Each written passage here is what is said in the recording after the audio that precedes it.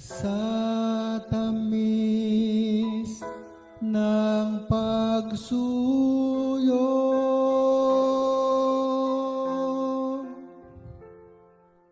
tanggapin niya rin alay.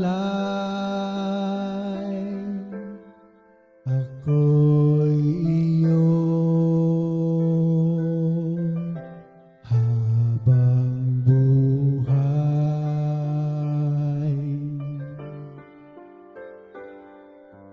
Anhin pa ang kayamanan,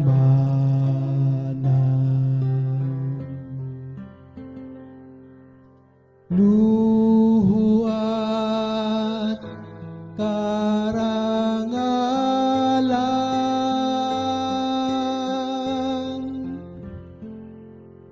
kung ika'y mapasakit,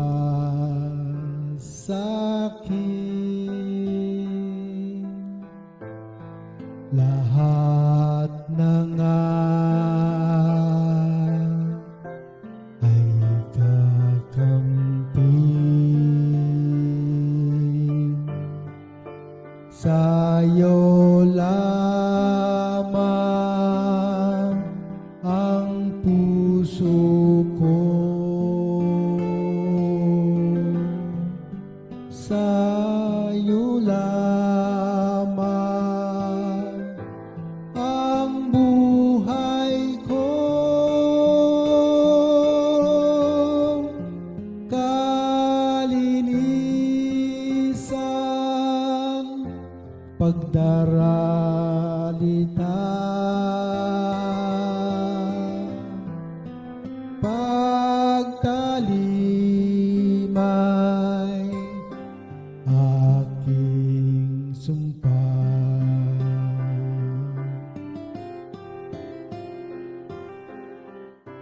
Tangan kong kalooban,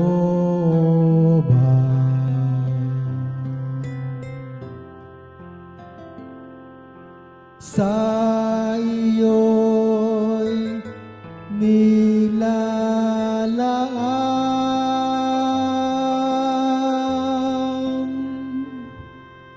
dahil atas ng pagsuyo, tumalima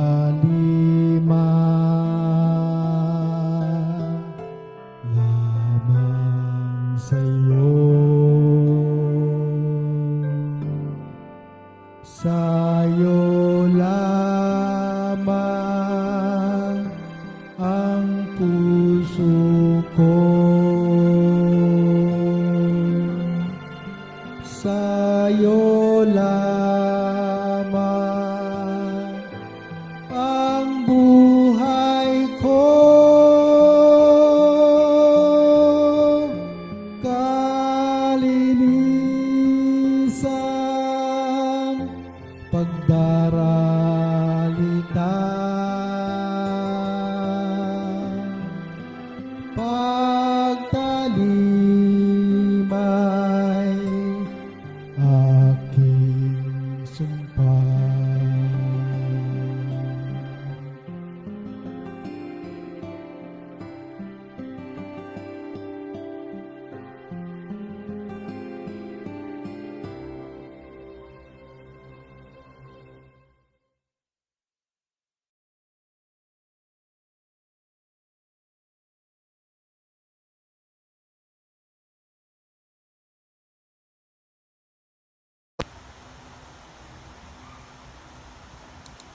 Nahihirapan ka ba maging totoo?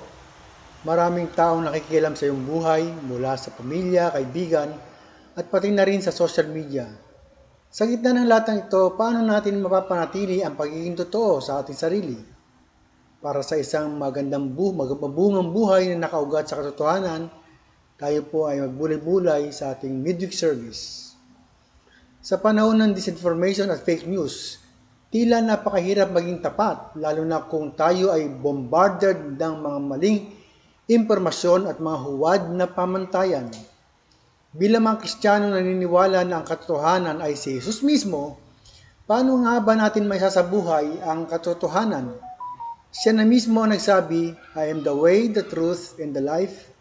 Ipinapaalala nito sa atin na ang pamumuhay sa katotohanan ay hindi lamang pagpili ng tamang salita, kundi pagsasabuhay ng ating pananampalataya. Sa harap ng societal expectations, mga pamantayan ng kagandahan, at iba't ibang impluensya ng social media, mahirap tanggapin ang katotohanan na tayo ay espesyal sa mata ng Diyos. Sa kabila ng ating mga kahinaan, kapintasan at pagkukulang, pinahahalagahan niya tayo ng higit pa sa kanyang kayang isipin. Kadalasan, sinusubukan nating magpanggap upang masunod ang inaasahan ng iba, pero sa totoo lang, ito'y nakakabawas sa ating pagkatao at kaligayahan. Mahalagang yakapin natin ang tunay na sarili. Ang katotohanan ang nagbubuo ng tunay na ugnayan at nagpapatibay sa dignidad ng tao. Kapag namumuhay tayo sa katotohanan, binibigyan natin ng inspirasyon ng iba na maging tapat din sa kanilang sarili. Sa tuwing pinipili nating maging totoo, hinahayaan nating ang liwanag ni Kristo na magdingning sa ating buhay at magbigay liwanag sa iba. Sa kamakatwid po, lumilikha ng isang ripple effect of empowerment ang anumang gawain ayon sa katotohanan. Hindi lamang ito binabago ang ating sarili, kundi binabago rin ito ang komunidad na ating ginagalawan. Tandaan po, ikaw ay minamahal at pinapahalagahan ng Diyos, anuman ang iyong pinagdadaanan. Anuman ang sinasabi ng mundo sa iyo, ikaw ay may halaga sa mata ng Diyos. Manalangin tayo. Panginoon, tulungan mo kami ipagdiwang ang aming pagiging natatangi. Nawa pahalagahan namin ang kamanghamanghang paglikha mo sa amin. Turuan mo kaming mamuhay sa katotohanan upang magbigay inspirasyon at maging ilaw sa iba. Gabayan mo kami na laging maging tapat sa iyo at sa aming sarili. Amen.